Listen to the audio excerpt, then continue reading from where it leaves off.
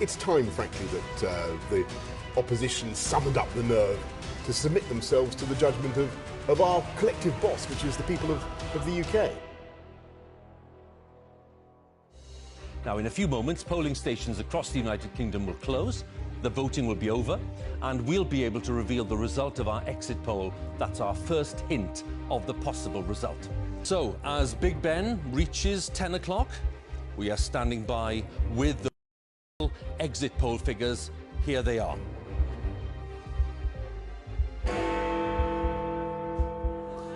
Our exit poll is suggesting that there will be a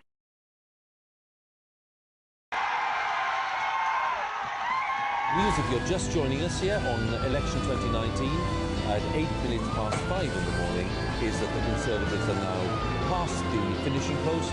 They have won a majority in this campaign, and that is the formal result for us.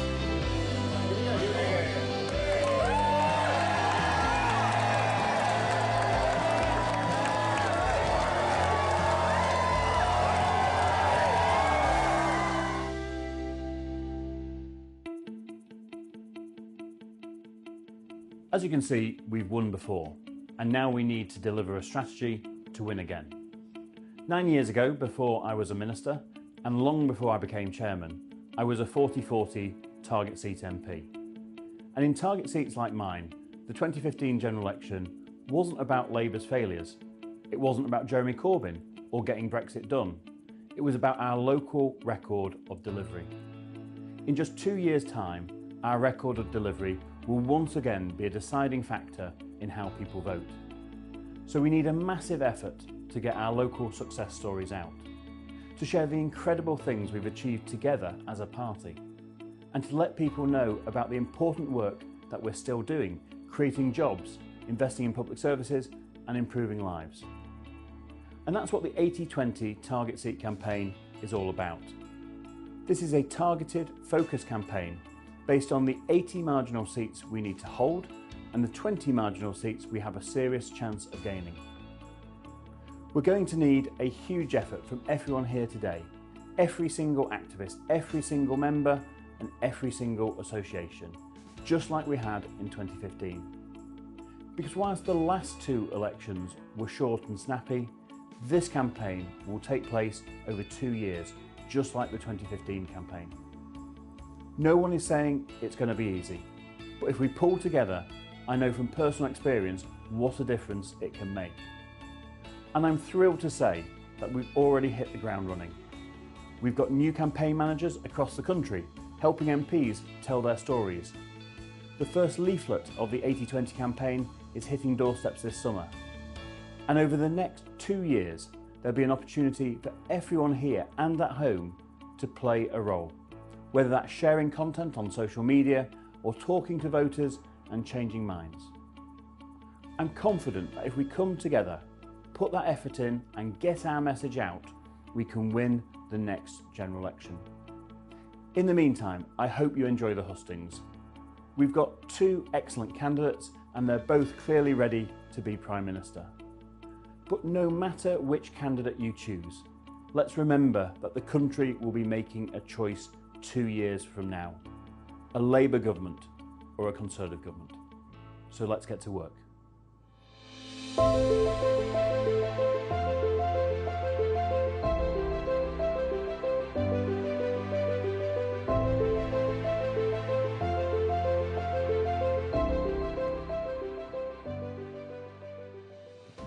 Hi, I'm James, the campaign manager for Bolsover. You probably know the seat because in 2019 we released Dennis Skinner, the beast of Bolsover, from his parliamentary chains and elected Mark Fletcher, the first ever Conservative to represent this constituency. I've worked with Mark since May this year, helping to spread his local success stories, highlight our levelling up actions and strengthen our vote. Now, we've already delivered over 32,000 leaflets and surveys, but I'm not slowing down because I've got big new targets to meet.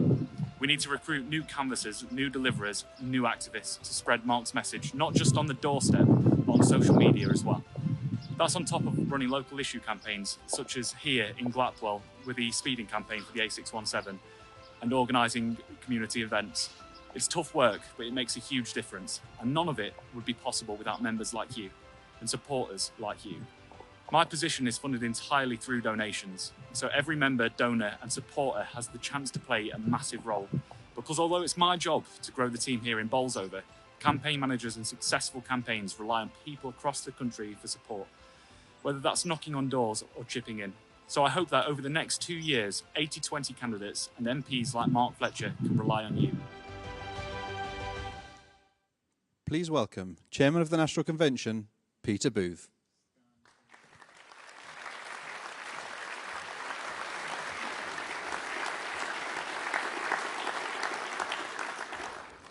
Good evening, Darlington. This is the 5th hustings in our nationwide tour, and for me, it's good to be home in the North East, where I was born and brought up in Sunderland.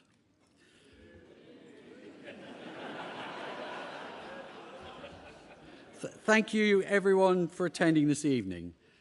These hustings are for us, for the members of the Conservative Party, to take part in a great exercise of democracy where we get to choose our leader. No TV debates, just here tonight for you to ask questions. He or she will be announced on the 5th of September, and as with a party of government, will become Prime Minister very soon afterwards. As Ian Dale, who moderated many of the hustings in 2019, said, and I quote, "I found chairing the hustings a surprisingly positive experience. The members really put the two candidates through their paces and asked some very searching questions. So I ask you tonight to make your questions searching, to make them succinct, and to ask questions and not to make statements. One question each, please, so that more of the audience have an opportunity to grill our candidates." Both of our candidates have a duty and a desire to fulfill our 2019 manifesto. Their differences will be about how to go about achieving that in a very different world from 2019, post-Brexit, post-COVID, in uncertain times internationally, look at Ukraine and Taiwan, and where our union as a nation is being challenged. So I'm sure tonight that you'll want to test our candidates, to seek to establish their strengths, and to see who you think is best capable of running our great country. As we're all Conservatives here, I hope so, I know that you will be respectful of our two candidates and keep your questions positive. As you know, the ballot has opened. You can cast your vote online or by post. It's very easy to vote online, or you can choose traditional snail mail. And if you do post, then please remember to put a stamp on the envelope. You should receive your ballot paper by the 11th of August. And then, if you haven't, please contact your constituency chairman and we'll get it sorted out for you. My hope is that this evening will give you more clarity about how to cast that ballot. I hope you'll go away enthused and energised in your commitment to helping our great party win the next election. We need your support. Finally, I want to thank our Darlington chairman, Pauline Cully, down here, for all that you do. It's much appreciated, Pauline. And now, ladies and gentlemen, without further ado, let's get on with the show. Please welcome Andrew Stevenson, Chairman of the Conservative Party.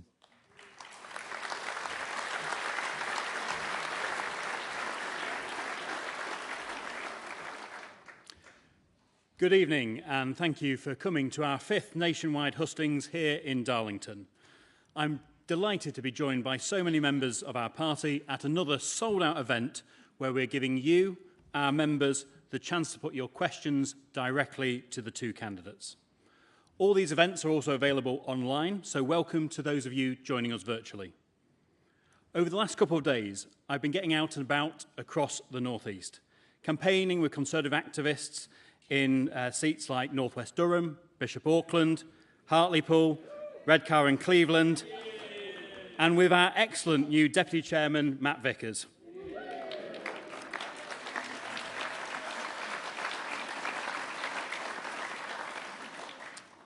These seats, alongside several others in the region, are key to our victory at the next general election. So it's been great to campaign alongside so many of our dedicated party members.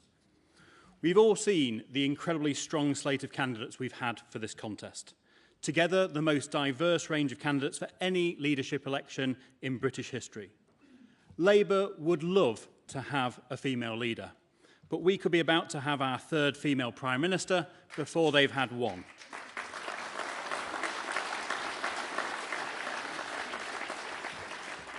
Or our first Prime Minister of Asian heritage, the second Conservative Prime Minister from an ethnic minority background after Benjamin Disraeli.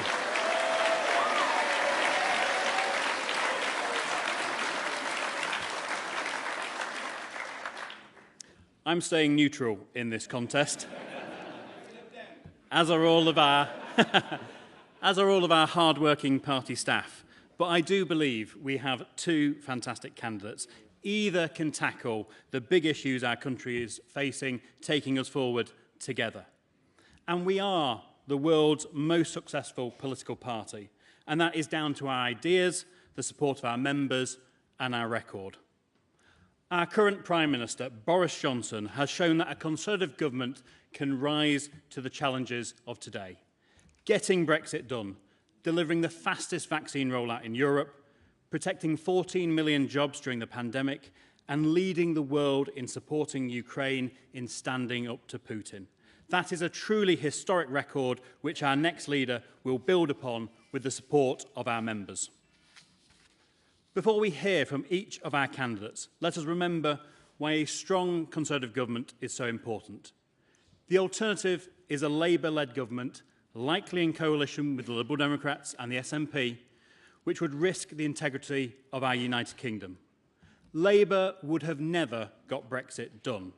They voted against tax cuts for low-income families, they voted against more investment in our NHS, and they voted against protecting our borders and tackling the vile people smugglers. And now they want Sir Keir Starmer to run our country, when he can't even get his party members on side with the hard-working majority of British people against Labour's union paymasters. With shadow ministers even joining picket lines, it's very clear that Labour still isn't working. Remember, when Labour last left government, they admitted there was no money left. And no Labour government has ever left office with unemployment lower than when they came to power. That is what is at stake. It is our next leader who will relentlessly continue to deliver for the British people, leading the way in standing up for our ideals and our partners on the world stage, uniting the country and this Conservative Party. I know you all want to hear from the two candidates to help you decide who to choose to lead our great party and our country. So, with no further ado, let me hand over to your host here in Darlington, Tom Newton-Dunn. Thank you. Thanks, Andrew.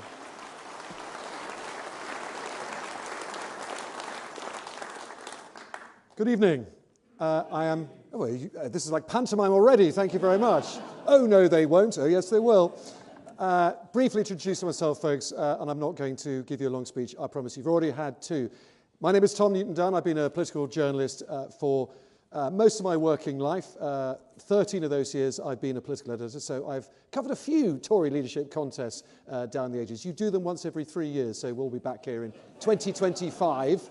I'm booking my hotel already. Well, it's you lot, not me. Oh, no, it isn't, and we'll go off again. I don't need to tell you how important the Red Wall is. Seats like Darlington that last had Conservative MP in 1992. One young Michael Fallon defeated by one young Alan Milburn. It doesn't make all of us feel very old thinking about that. It's a fact to say that obviously Darlington turned blue in 2019, as did 50, 55 or so others. If your party can't keep those Red Wall seats in 2024, where the next general election is, you won't hold on to power. I think that's a cast-iron fact of British politics now. You also don't need me to tell you this is not the leafy, prosperous South. There's some prosperous people up here. There are also some people in quite a bit of trouble. Two little statistics I just wanted to share with you. An opinion poll by More in Common last weekend found that across the UK, 33% say they're either struggling or not coping at all. In red wall areas across the Midlands and the North, like these, that number is 46%. The other statistic, utility bills alone are absorbing as much as 25% of households' pre-tax income in red wall areas. That, you also don't need me to tell you, is an awful lot. So I hope tonight at this hustings we'll do a little bit differently than perhaps other hustings. We'll all ask, me and you, some very direct questions of the candidates, precisely how it is they're going to help those people in real trouble, not in September, not October, but right now. We'll get to all that and the fun we'll have with questions a bit later on, though. First, let's hear from the first campaign, Rishi Sunak's. Welcome, Angela Sterling.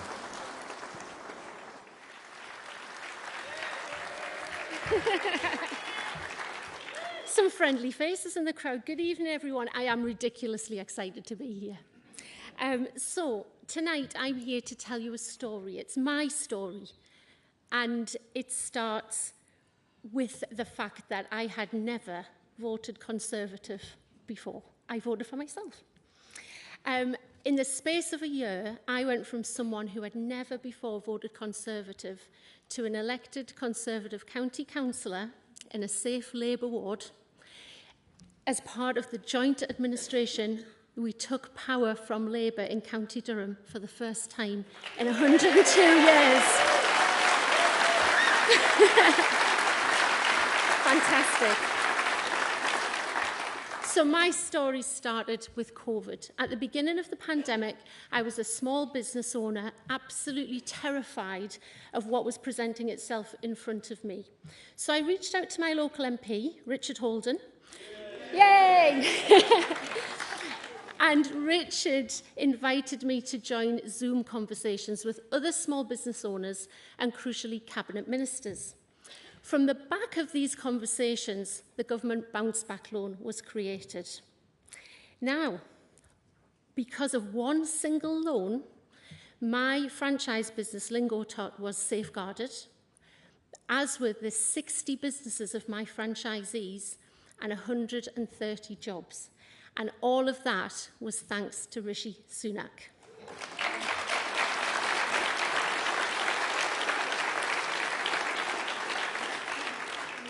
I couldn't believe it. Rishi had listened, a politician had listened to me, and it was even the Chancellor. It was my very first positive political experience. Because as someone born and bred in the North East, I'm not hiding this accent, am I? As someone born and bred in the North East, we're just absolutely used to being ignored. We're sidelined again and again. And even when we had a Labour Prime Minister down the road in Sedgefield, what happened? Nothing. So, which politician has done more for the North East than anyone else? Rishi Sunak. From little things like coming and visiting my ward and meeting local businesses up in Delves Lane in concert, through to the immense amount of work done in Teesside, Rishi even dared to bring a whole government department up from London and bring it right here in Darlington. Right here in Darlington!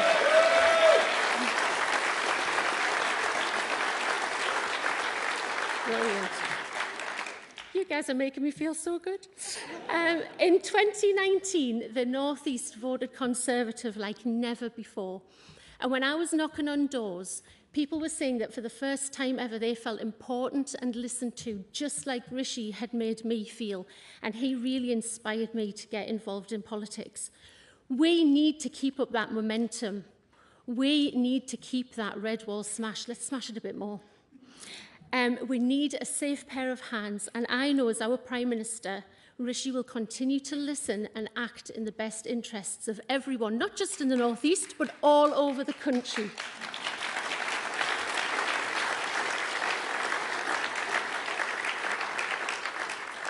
Rishi has proven that he has all of the values and attributes needed to lead our great country.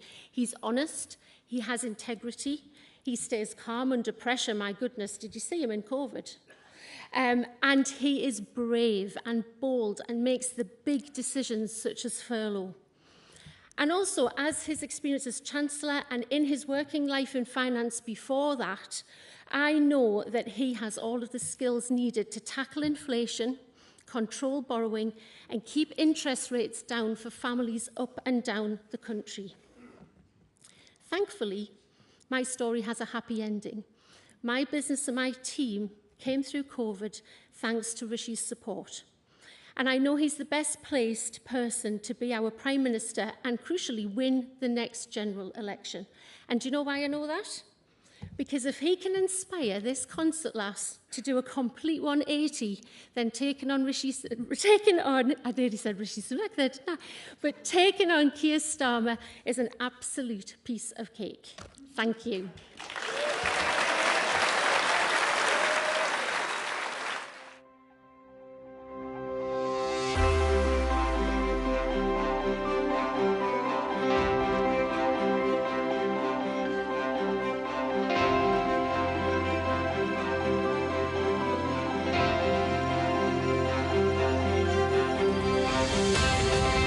My values, traditional Conservative values, are clear.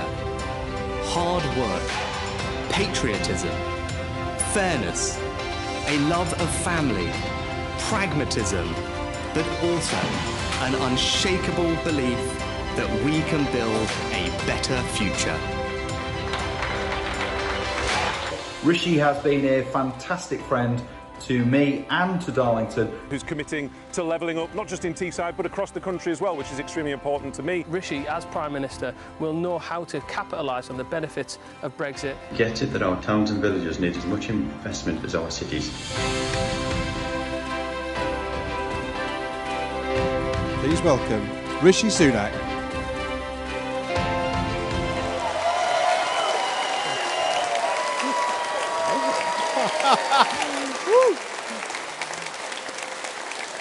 Good evening.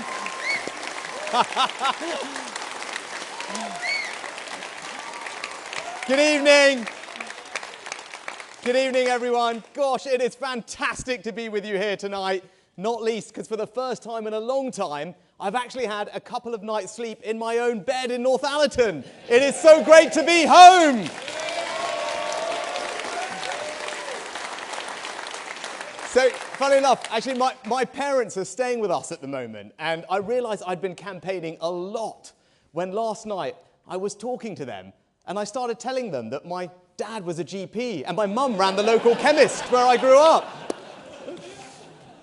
But just before we get going, I want to take a moment to celebrate the extraordinary success of our party, of all of you here in the North East. Because look at this. We've got Ben Houchin, re-elected. We've got members of Parliament in Bishop Auckland, in Blythe, in Sedgefield, in Stockton, in Darlington, in Redcar. We've got councillors everywhere. And for the first time in 100 years, we kicked Labour off Durham Council.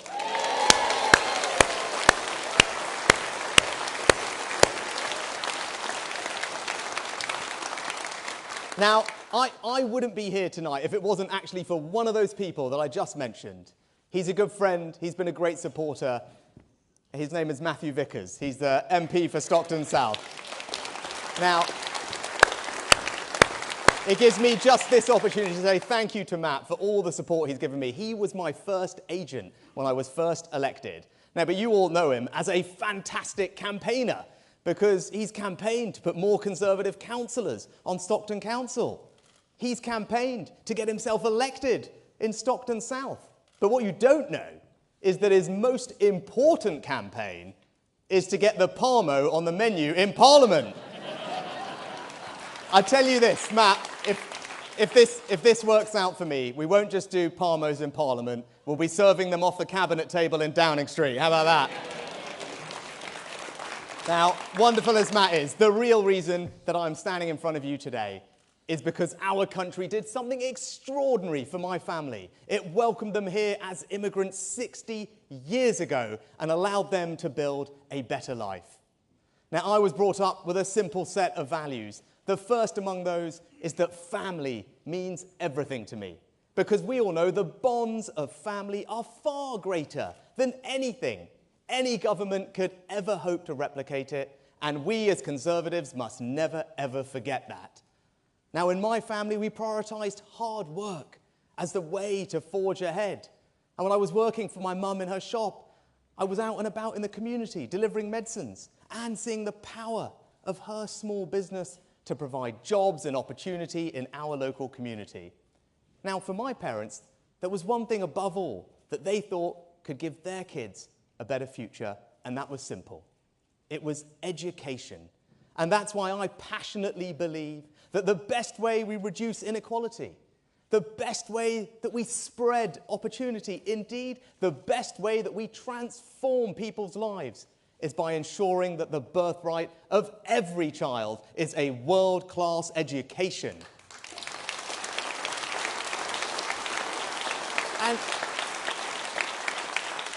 And that's not just about schools. It's not even, and especially not just about university. It's about fantastic apprenticeships and technical education, including the brand new, incredible technical institute we are putting right here in the Northeast. So those in a nutshell are my values: patriotism, family, service, hard work, aspiration. And I know they are all of your values too, and that's because they're Conservative values. And that's why I want to be your leader and Prime Minister, because I want to put those Conservative values into action to build a better Britain. And just as our country allowed my family to provide opportunities for me, I want to do the same for everyone, for your children and grandchildren. Give them the same opportunities too.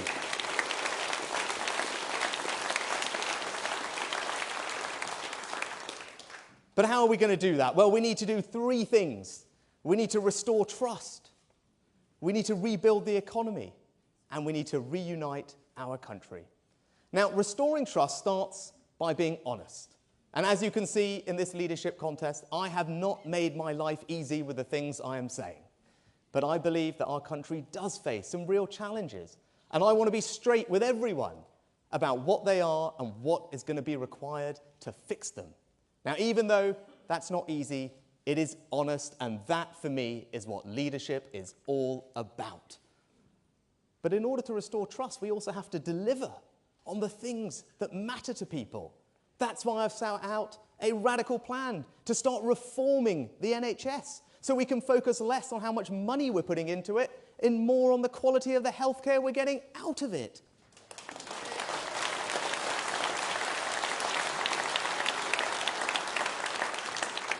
It's why I put the Treasury in Darlington, because I wanted to send a loud message to Whitehall that there is more to the north than Manchester. And I'll tell you this, if this works out, it won't just be called the Treasury campus in Darlington, it will be the Downing Street campus in Darlington. But it's also why I want to stand up to this lefty woke culture that seems to want to cancel our histories, our values, and our women. And it's why I've set out a bold and radical plan to finally get to grips with illegal migration.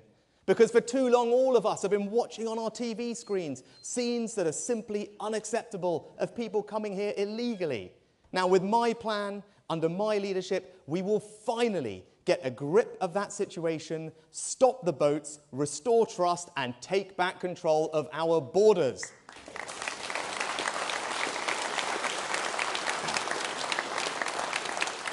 Now, when it comes to rebuilding the economy, I don't need to tell all of you what the #1 challenge is. You know, and it's inflation. And we must get a grip of it, because we've seen this story before. We know that inflation is the enemy. It makes everyone poorer. It pushes up mortgage rates. It erodes people's hard-earned savings and pensions. Now, of course, I'm always, as I have done as Chancellor, going to help those who need our help with the cost of living. And this autumn, we can cut VAT on energy bills, and I will go further. But what I won't do is pursue policies that risk making inflation worse and last far longer, especially if those policies simply amount to borrowing tens and tens of billions of pounds, putting them on the country's credit card and asking our kids and our grandkids to pick up the tab. Because that's not right.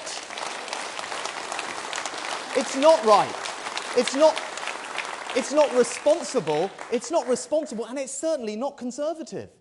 But I am going to cut taxes.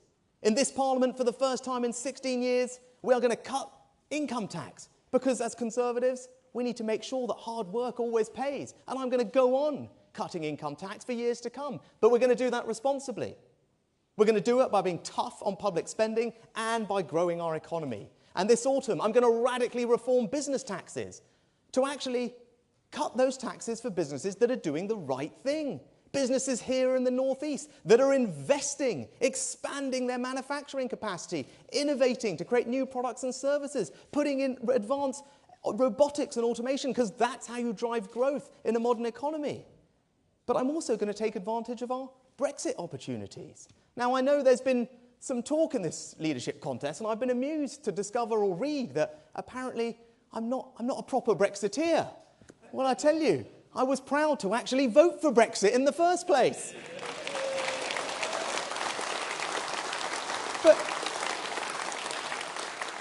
But more than that, I was then proud to figure out, well, what are we going to do with this? And as a backbencher, I came up with a new policy, a radical new policy that's going to attract jobs and investment to the United Kingdom. And then I went one further as Chancellor. I worked with Jacob Young, I worked with Ben Houchen, and we delivered it. And we put the biggest free port in the country right here in Teesside.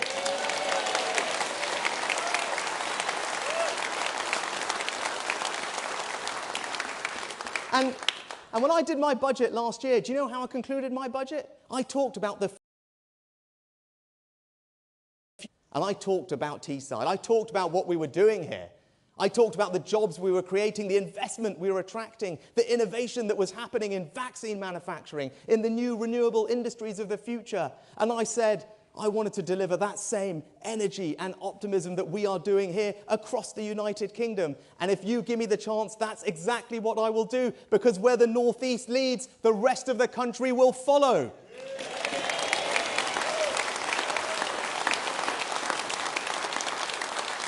Because in just a couple of years' time, we need to reunite our country.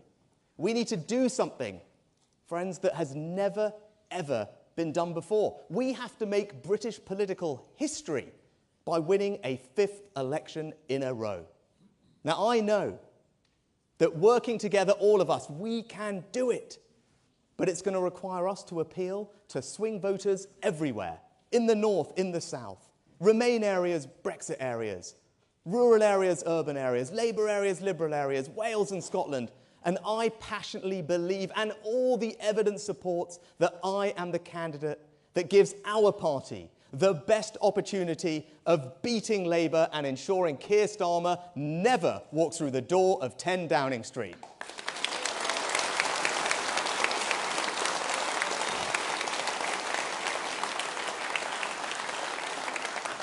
And in conclusion, let me just say this. You saw me as Chancellor in the pandemic act boldly, quickly, radically to support jobs and businesses and to ensure that our economy remained resilient in face of the biggest shock we suffered in 300 years. Well, I will bring that same sense of urgency and grip to every other challenge that government faces to build the better Britain that I talked about, where our kids can walk safely on the streets at night, where our schools and apprenticeships are the envy of the world and providing opportunity for our young people, where our NHS is reformed and efficient and there for us when we need, where our economy is like Teesside, creating jobs and prosperity in every part of the country. But beyond that, I promise you this.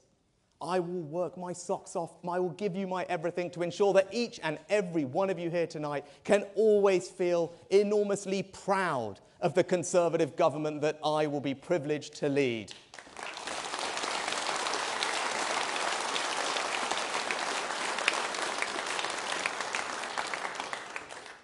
Seven years ago, I stood in front of a group of people in Richmond in North Yorkshire and asked them to select me as their candidate. and they did me the greatest honour of my life in allowing me to be their Member of Parliament. And many of them are here tonight, and I am so grateful for the love, the kindness, the support, humbly for your support, not just to be your next party leader, but also the next Prime Minister of our great country. Thank you very much.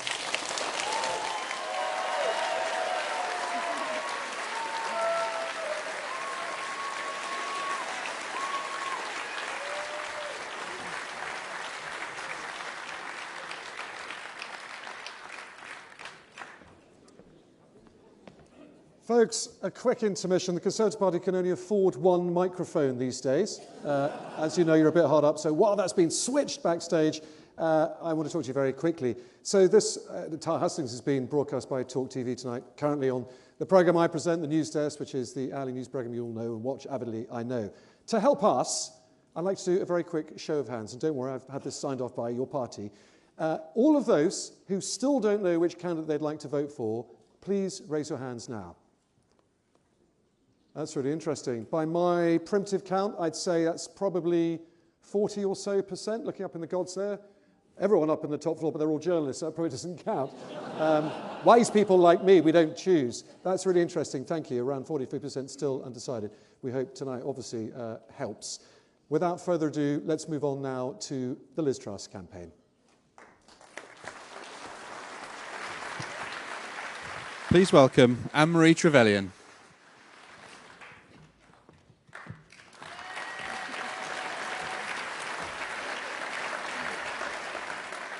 Good evening, Darlo. Isn't it lovely to be here? And thank you all for coming out to join this extraordinary event that the Conservative Party is doing to choose not only our next leader, but of course the next Prime Minister.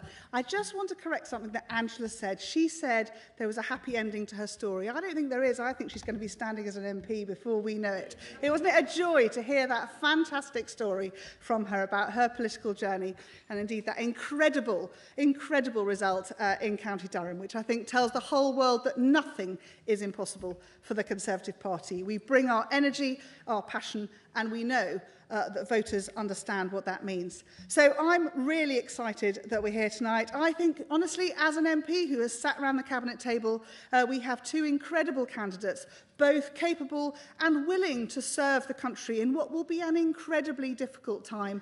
As we've heard from Tom, some of the statistics, let alone the realities that we know are really hard that are coming ahead of us. And we are going to need a Prime Minister who can stand up and strongly lead us. Now, I'm here this evening backing Liz Truss. I think both fantastic candidates, but my voice and my vote is for Liz.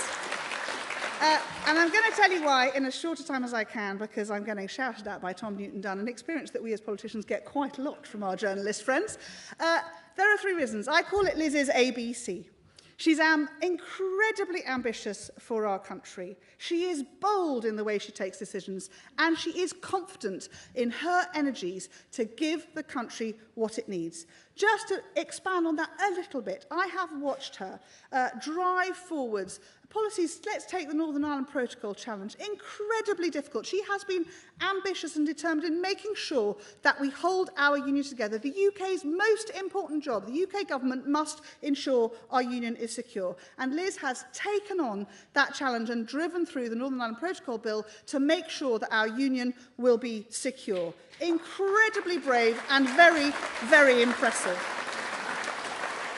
She's also incredibly bold. Let's be fair, who wants to go and face Defence Minister Lavrov in Russia and come away in one piece? That is no mean feat, not only because of the challenges of being Foreign Secretary and having to travel in this incredibly difficult war-torn time where Russia has invaded a sovereign democratic country, but because she has known and led the charge across the world to say we must be bold and we must stand up for democracy. We must stand alongside those who are willing to fight and watch their sons and daughters die to defend democracy. She has been incredibly bold. She has taken on detractors across the world and led the UK charge to do that. I am incredibly proud of her. I've sat and watched her day in, day out battle that one across the world. And most importantly, she is incredibly confident for our country. As she puts it, she knows our best days are ahead of us, and she wants to make that happen by giving back the power in every Conservative way, stripping away those regulations, handing back more of our money for us to determine how to spend it. She is absolutely a Tory to her boots. Speaking as a Northern Tory, a very proud, most Northern Tory in England that I am incredibly proud to say I would be so proud to serve with Liz in a government led by her. I think we have a really exciting time ahead. You have the most important job, and I'm sure all your friends and neighbours say, how come you get to choose the next Prime Minister? Because that's how the Conservative Party constitution works. You have an incredible responsibility, and whichever one of our two candidates selected, we will have a great leader. But for my money, it's Liz's ABC, ambitious, bold and confident. I look forward to hearing your votes on the 5th of September. Thanks, guys. The United Kingdom is a great country, and I know that a united Conservative Party can unleash the potential of all the people who make our country so great. To win the next election, we need to deliver, deliver and deliver for the British people. I know that our country's best days lie ahead. I'm the candidate with a clear vision for the future who can drive change and get things done. As Trade Secretary, I negotiated deals with allies like Australia and Japan, creating opportunities around the world for British business. And as Prime Minister, I will continue to deliver on the opportunities of Brexit. I will lead a government committed to core Conservative principles: low taxes, a firm grip on spending, driving growth in the economy, and giving people the opportunity to achieve anything they want to achieve, regardless of their background. I will work day and night to lead a party and a government that puts more money in your pocket and secures a better life for you and your family. I've consistently delivered when I have said I would. And I love our country. I want the best for us all, and I'm the person to deliver that. Please welcome Liz Truss.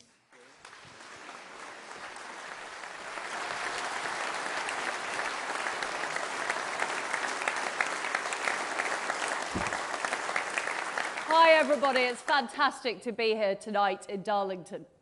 I remember back in 2017 when Ben Houchen and Simon Clarke got elected. And I could see that we made a crack in the red wall. But 2019 was a massive demolition job. We got Bishop Auckland. We won here in Darlington. We took Darlington back. And we also got to the Labour heartland of Sedgefield, Tony Blair's constituency. And as Blair himself would say, things can only get better. And if you select me to be your Prime Minister, I will work to take new seats in the North East. Wansbeck, I will work to take Sunderland, and I will work to win big. And I know we can do it. Now, I'm not somebody from a traditional Conservative background. I grew up in Paisley in Scotland and in Leeds, and I went to a comprehensive school. And at that school, what I saw too many children let down by low expectations because of their background, because the lefty Leeds City Council preferred political correctness to making sure that children learnt English and maths, and because of a lack of opportunity in the area. And I thought that was a huge waste of talent and opportunity. And what I want for our country is I want everybody to be able to succeed, regardless of their background, regardless of where they're from. I want people to get on in life, and I want us to be an aspiration nation.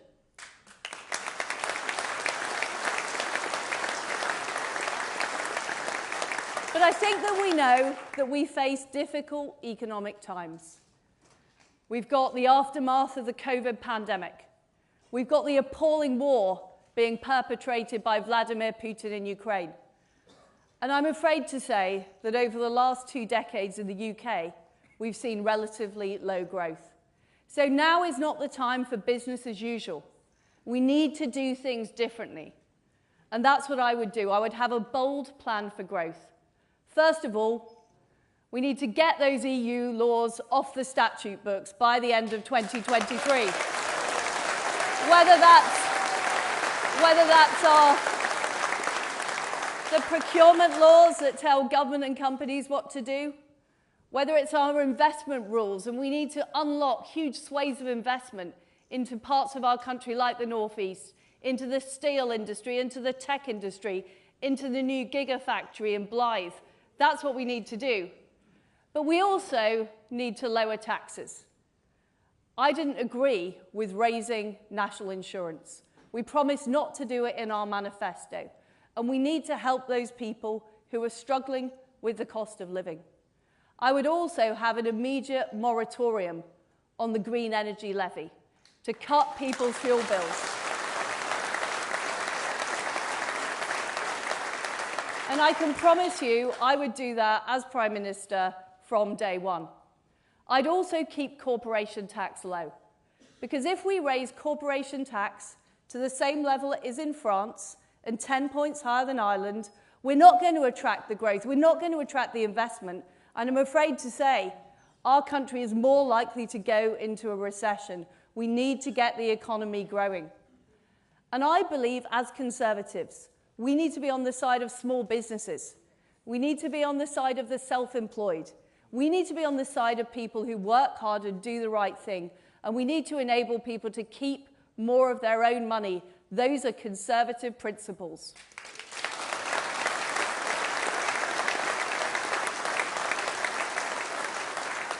And I want to make sure that we level up in a Conservative way. Of course, we need to get the A1 jewelled. We need to get it jewelled from top to bottom.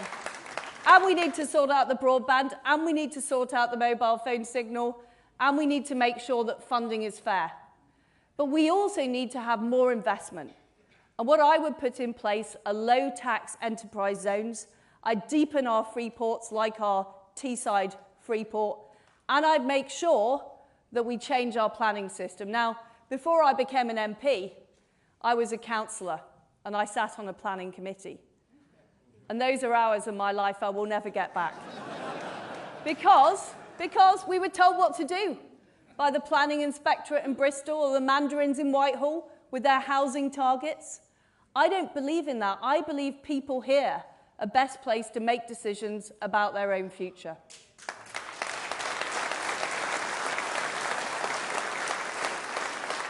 And I will back our farmers.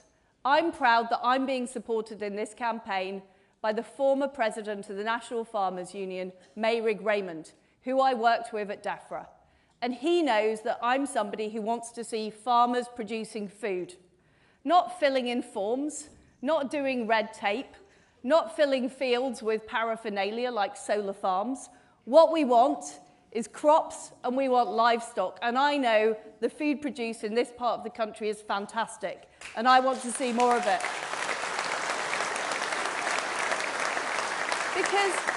Because we are facing a massive issue with food security and energy security because of the war in Ukraine. And I've been tough in standing up to Russia and standing up to Putin. We were the first European country to send weapons to Ukraine, and I put on the toughest package of sanctions on Russia of any country in the world. But we cannot be complacent. Our security is more under threat than it was. We have an increasingly assertive China too. And what I would do is raise our defence spending to 3% of GDP by the end of the decade.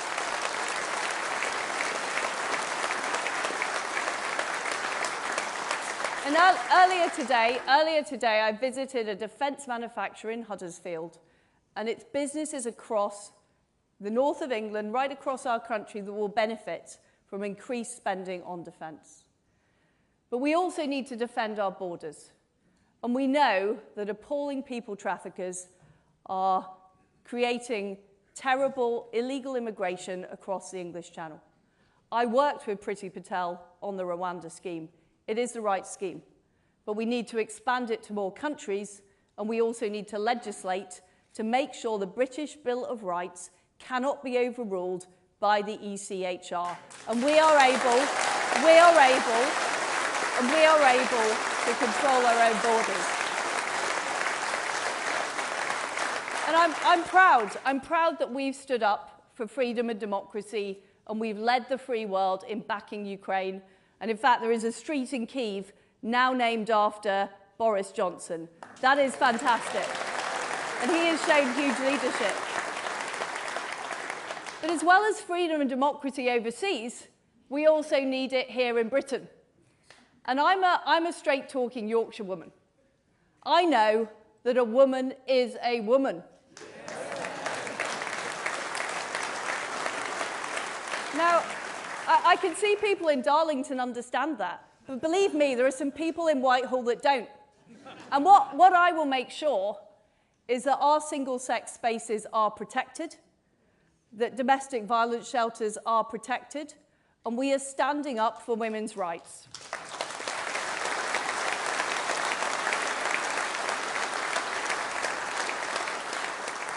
And as Foreign Secretary, I travel around the world.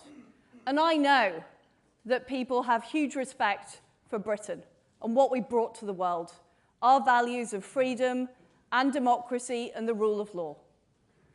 But unfortunately, there are too many people in Britain who don't seem to agree with that, who seem to think we should be ashamed of our own country, who seem to think this country is in decline. We will prove those people wrong. We will prove that our best days are ahead of us, and we have huge opportunities that we can unlock.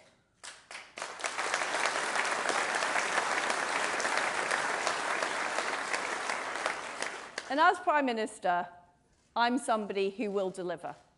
Now, I delivered at the Department of Trade. I delivered dozens of trade deals. Even though people said it couldn't be done, that we couldn't get better deals than the EU, we got better deals and we got more deals than the EU. And I also made sure that our trade negotiators were based in the Department of International Trade here in Darlington. So that the needs of industry in this area can be represented in the deals we're negotiating. At the Foreign Office, I created the new sanctions regime in record time. And I also put through the Northern Ireland Protocol Bill to restore the Belfast Good Friday Agreement. And lots of people in Whitehall didn't like that. It wasn't popular. People didn't want to upset the EU, but I got it done. And I got it into Parliament, and I got it through Parliament. Because, ladies and gentlemen, I'm not somebody who is prepared to take no for an answer. I will deliver what people want us to deliver, and I will deliver it within 2 years so we can win the next election and so we can beat Keir Starmer, who is yet another North London Labour leader who doesn't understand the people of this country. He doesn't understand aspiration. He doesn't understand why people voted Conservative here in Darlington or across the North East. And we will deliver. We will deliver jobs, we'll deliver growth, and we'll deliver opportunities. And we will help people with the cost of living crisis. And we will help people earn more and succeed. And we will give people more of their own money so they can invest in their own future. And we will, most of all, be proud to be Conservatives, because that's why people voted for us, not because they wanted the Labour Party, but they wanted a strong Conservative government that delivers for every part of this country, and particularly here in the northeast of England. Thank you very much. Thank you. Thank you.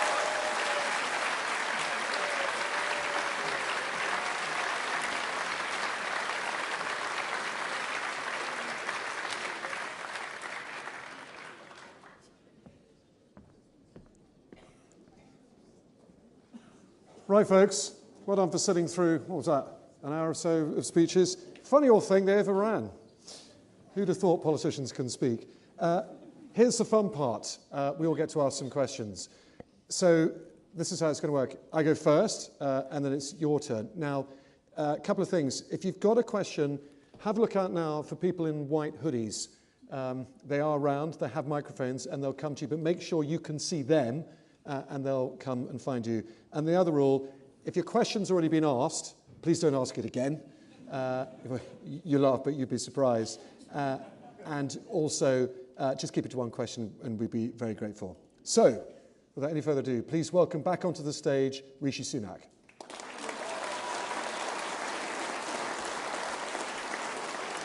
Hello. How are you? Very good to see you. Rishi, welcome back. Thanks for having me. Every poll out there says Liz Truss is going to beat you by a margin of 2-1. Why are you so far behind? Well, the only poll that counts is the one at the end of this thing, and we're only just getting started, Tom, right? See, you don't want to answer that question. No, I'm out and about all day, every day. I'm giving it absolutely everything I've got, and I'm fighting for the things that I passionately believe in that are right for this country, and I'm just going to keep doing that with everything I've got until the last day of this campaign, and I hope I get to see lots of you over the next few weeks.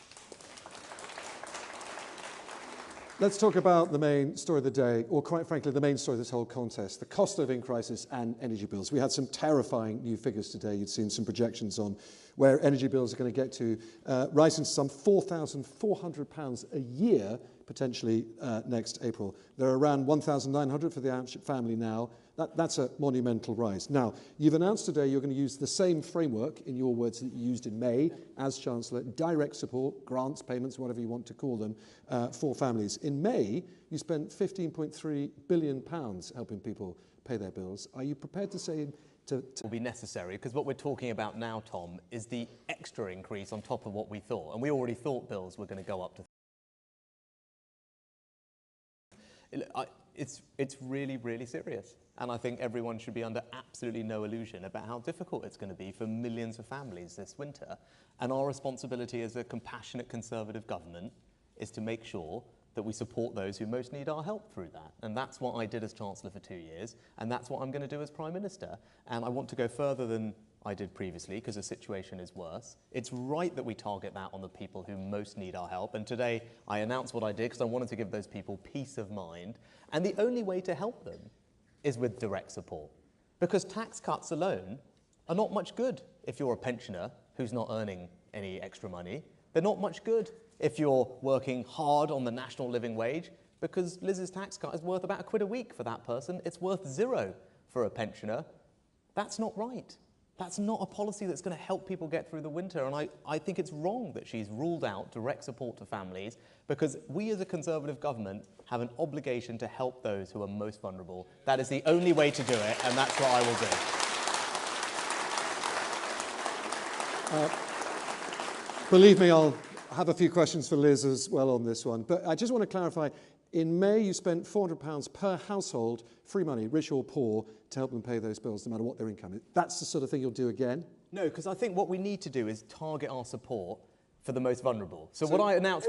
Every household, no matter how rich or poor, won't necessarily get free money this time. No, because what I want to do, first of all, is cut VAT on energy bills, because that's one of the levers that we have. It's a Brexit opportunity, which we can deliver, and that provides some support to everybody. But where we need to go further is particularly for the most vulnerable households. Look, and we're lucky. There'll be lots of us here in this room tonight for whom, look, it's going to be difficult, but it's manageable, right? Or it means you go without the luxuries, the extra things in life. But there are millions of families for whom it is simply not possible, no matter how hard they work, to come up with that kind of cash. And that's why our support should be targeted not on massive tax cuts for very wealthy people, but should be targeted on helping the people who most need it. And if we don't do that, I can tell you, not only will millions of people suffer, we will get absolutely hammered when it comes to an election. The British people will not forgive us for not doing that. Let's talk about...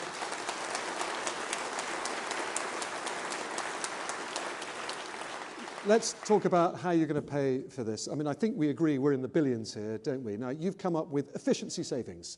Now, that to journalists like me means, quite frankly, you've got no idea how you can pay. Efficiency savings, you can save 5 million, 10 million. You're not going to get to billions by efficiency savings. What you end up having to do is borrow a lot more, which is precisely what you just accused Liz Truss of doing. Well, so no, you're respectfully totally wrong, actually. So what did I just do in one of my last things as Chancellor? Because we had to find some extra money to send to Ukraine, right? Because we wanted to keep supporting them with their war effort. And I didn't just find 5 million or 10 million from a roundabout government. I found £1 billion by efficiencies across government, and we sent that £1 billion to Ukraine to provide support for them. So when you say, oh, you can't find efficiency savings, you can only find 5 or 10, I literally just found £1 billion, and I did that a couple of months ago. So yes, I can find efficiency savings, and that's how we should pay for this in the first instance. Which I suppose begs the question, why didn't you find more efficiency savings then? But let's not get into a trap on that. Well, because what we needed to send them was about £1 billion, and I found £1 billion. Because, look, it's really important that we continue supporting Ukraine in their efforts against Russia. I think it's something that we're probably all very proud of in this room, right?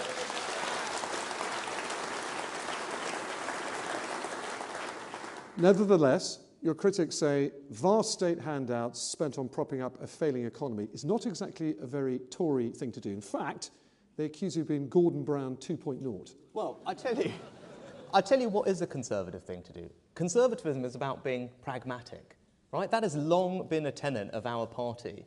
And we've got to take the world as it is, not how we would like it to be, right? So if we've got a situation where millions of pensioners, for example, are going to see increases in their bills of £1,000, right? They're not in work. Liz's tax cut or any tax cut is not going to help them. So how else do you propose that a Conservative government that wants to support some of those vulnerable pensioners does it? Now, I think it's an entirely Conservative thing to give people dignity in retirement. I think it's an entirely Conservative thing to support the most vulnerable pensioners, and that's what I'm going to do.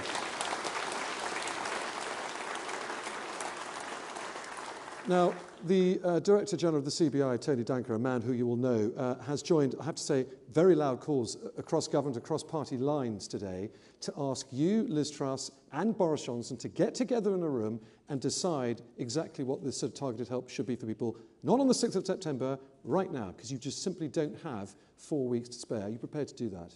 Well, of course I'm happy to do that. But as you can see, we're in the midst of a leadership contest where the answer to that very question is at stake, right? So get into a room and sort it out. That you are prepared to do that? You'd like to do that? I'm looking at our party chairman. I'm not sure how we'd feel about curtailing this process. I'm not sure how all the rest of you would be. It's simply getting in a room and agreeing a policy. Hang on, we are actually having this debate, Tom, because it's an important debate to have. Because you're going to hear one point of view from me about how I think we need to do it this autumn and winter. I believe it is the only way to do this, to actually help the people who need our help. And then in 15 minutes' time, you're going to hear a completely different approach, right? And the question is, if you only want to help these people with tax cuts, I'm struggling to see how it's possible. Right. So we can get in a room all you want, but at the end of the day, that policy is not going to work. So if you can get Liz to change her mind on that when she talks to you, I'm very happy to get in the room and we can hammer this out. OK, let's see what Liz says and see if we can have some peace by the end of this. I suspect you're probably right, and we won't. Let's move on, though. We're in the red wall here as well. You know, Darlington was a Labour seat for 27 years before 2019. How are you going to repeat your predecessor's feat, Boris Johnson's feat, of winning 55 seats across the red wall? Because, as your critics say, you're no Boris Johnson. Yeah, well, look, for better or worse, none of us are Boris Johnson, right? I think I can be clear about that, right? And so, look, I'm really privileged to have the support of Ben Houchen, right? And if you think back to Ben's first election and his second election and all the change that's happened in our area over the last several years, which I talked about in my speech, right? That has been something that has been the product of an enormous amount of people's hard work and effort, and I am confident that I can continue to do that, and that's why Ben is supporting me, because he knows that I deliver for the people of the Red Wall, and I deliver not just practical things like the Treasury or free ports or investment in high streets and town centres and spreading opportunity. It's because my values are the same values as the people that we all live and work amongst, the people that we represent. It's those values of hard work, of family, of fairness and aspiration. It's not about blue wall or red wall. Those are British values, and they're Conservative values. They're my values, and that's how we're going to win all these seats. All right, let me. I want to ask you about you personally now, because it was noted in the Sunday Times this weekend, dare I say a Sunak-leaning newspaper, that you and your wife are personally richer than the Queen. Right. Now, what do you say to people who say to you, how on earth do you have any idea what life is like, a tough life is like for us? Yeah, so I think you're probably about the 10th person who's asked me this question, Tom, right, on this leadership trail.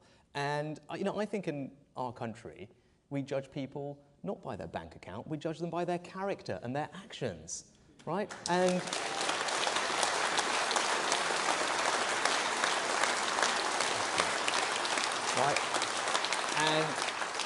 And yes, I'm really fortunate to be in the situation I'm in now, but I wasn't born like this, right? My parents worked really hard to provide me with all these opportunities. I'm not going to apologise for what they did for me. And in fact, that's why I want to do this job, because I want to provide those opportunities for everyone else. That's what Conservative governments do.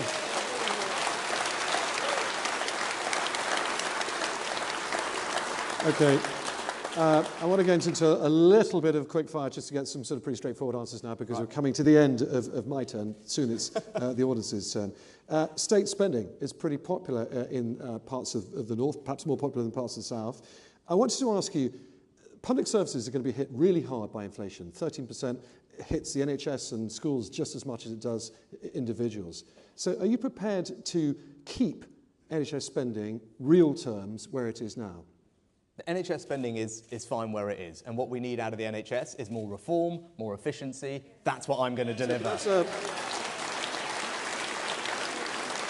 The important question here is you're going to have to spend 13% more on the NHS to keep it the same budget real terms now. I think you just said you're prepared to do that. No, I'm not prepared to do that. The number is also not right. But in any case, I did something very difficult as Chancellor. Well, this is the quick fire. No, well, this is a really important question because it's the most important public service, right? And it's a thing that everyone does rely on, and it's not working as well as it should right now, right? Now, I did something difficult, which was getting some more funding into both the NHS and social care, which for too long has been the poor cousin of the NHS. We need to fix that. But look, we're Conservatives in this room. It's not just about putting the money in. I did do that because it was the right thing to do. Whether it was popular or not is a separate thing. But now we've got to move on to reforming and getting the efficiency out of it. Now, I've got a bold plan to do that. I'm sure we'll talk about it in the Q&A, but it means being radical. It means being tough on the things that we were too scared to confront, like missed appointments, which I want to clamp down on. But that's what we're going to do to get better performance out of the NHS. That's what Conservative governments deliver, and that's what we need to do if we're going to get people's taxes down. Okay. And that's what we want to do, right? Okay, now the real quickfire starts. This should be a bit easy for you. Should the parliamentary inquiry into whether Boris Johnson misled Parliament continue? Yeah, I mean, absolutely. The MPs who are on that panel will make the right decisions for all of that, and I fully support them. You're an MP. Do you want to continue? The Privileged Committee should make all those right decisions. That's why we have a parliamentary. It's not a government decision, and there's an important distinction, right? Because Parliament is its own entity. There are independent MPs who are on there who will make all the right decisions. But look, as a general question, I think trust and integrity and decency in politics is really important. And as Prime Minister, that's what I want to bring back to governing. Just on Boris Johnson. This is really straightforward. Is Boris Johnson's downfall his own fault or someone else's? His own. Okay, there's quick fire. It's an answer. Powerhouse Rail. We're going to rattle through these, folks, so you get lots of time as well. Northern Powerhouse Rail, which is the high-speed link between Liverpool, Manchester and Leeds. The government recently said it's going to not do it. Would you reinstate it and do it? No, that's not right. The government actually said it was going to spend £96 billion over the next several years. But not on a high-speed link from east to west? Yes, actually, improved connectivity across east to west. Believe me, I know. I travel from North Darlington to Manchester, and it is a nightmare, right? And it's far easier to get to London, and we will fix it, right? We're going to fix it, and we're going to get that journey time down to half an hour between Leeds and Manchester. We're going to connect up all the towns and cities of the north. I was proud to do that as Chancellor, and as a Conservative government, for the first time, people are recognising, gosh, these guys are investing in the north, they get it, and as Prime Minister, I'm going to carry on doing exactly that. You won't change the current government plan on it, though? No. Okay. If you lose this contest, and you're invited to serve in a Liz Truss cabinet, will you? Yes. In any job? Yes. Okay, that's great. That really was a quick fire, thank you. Tom, you know, it's not the first time these questions have been asked, right? So it might be the first time this audience has heard them. Finally, and I'm going to ask this of Liz Truss too, and then it's the audience's turn. Your predecessor's personal failings is one of the main reasons why we're here. Is there anything you've done in your past life that could one day embarrass your government? Or is every Prime Minister entitled to a past? Oh gosh, well, I mean, everyone has a past, right? I mean, I think, and look, mine, everyone knows about. I've been in a serious, significant job in the public eye for the last 2 years. So, and look, the most embarrassing thing that's happened to me is I, struggled to pay for the petrol in a car that wasn't my own, right? So I think you all know about that, right? And since then, someone's taught me how to use that contactless machine. And I tell you, it's an amazing modern marvel, this technology these days. Some debate about whether that car was really yours as well. But well, I said it wasn't mine. Yeah, no. It's even doubly embarrassing, right? Okay, audience's turn. Please put up your hands if you have a question let's for Mr. Sunak. Should we go straight here? Sir, you in the middle, right? Yeah, fantastic. In front, when you've got a microphone with coming the your way. Is that you? Yeah. If we can wait for it, it's coming to you. Whichever you'd like to do, sir. Hi, Rishi. Hi. My name's Alan. Alan? Yeah, Alan. Nice to see you, Right. Something bugged me for the last 3 weeks about something you said. and I want to read it out to you and see if you stand by it, or whether you want to slightly alter it, or we'll see. As soon as you were elected to be one of the two candidates, you came out and said these words: "I believe I am the only candidate that is capable of beating Keir Starmer." Do you stand by that? Just give us a proper answer, please. Do you stand by that? This is what you said. You've said it a few times, and that's bugged me. So I want to know. And the other thing was, can you remember, I don't know if it was Shakespeare or Heseltine, said, "He who wields the dagger will never inherit the crown." Are you aware of that? Right, okay. So let's do both of those, right? So, that's all right. No, that's all right. That's right. You're fully entitled to ask questions, sir, and Tom asked question, right? So, yeah, you're asking why I resigned. Yes, it was really sad. I was sad I had to resign, actually. I was sad I resigned. But actually, you are totally, and respectfully, you are simply wrong to say that I wielded the dagger, because you know what? It wasn't just me who felt that enough was enough. The government was on the wrong side of yet another ethical decision.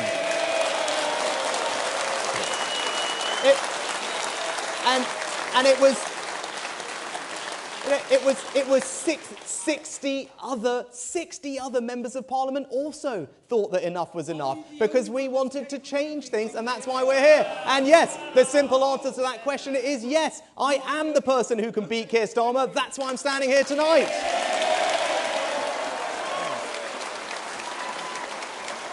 Okay, next question. Let's go to the lady in the red dress holding her hand up just on the end here. Oh, actually, the lady in front. But why don't you go now? Go on, that was brilliant work. My name is Michelle, and I would like to ask you about the A1. A lot of people ask us about getting a dual carriageway, and I know that Liz had mentioned that. What would be your plans around that, making the road network better for the North East? Yes. So look, I know it's something that's really important. It's something we put in our manifesto, and it's something as Chancellor I, in theory, signed off on the funding for. But I know recently there's been some issue, and the Transport Secretary is having another look at those plans. I'm not sure what the issue is, but as Prime Minister, I can certainly commit to you that I will go and figure out quickly what the situation is, because I would like to see the A1 dualled. I travel on it a lot. I travel on the A19. Not only do we need to do that, we need to figure out the Tees crossing as well. And those are the types of investments that will make a real difference to connectivity in the north. And you have my absolute assurance, as a matter of urgency, I will go and find out why that thing has been slowed down and get it back on track.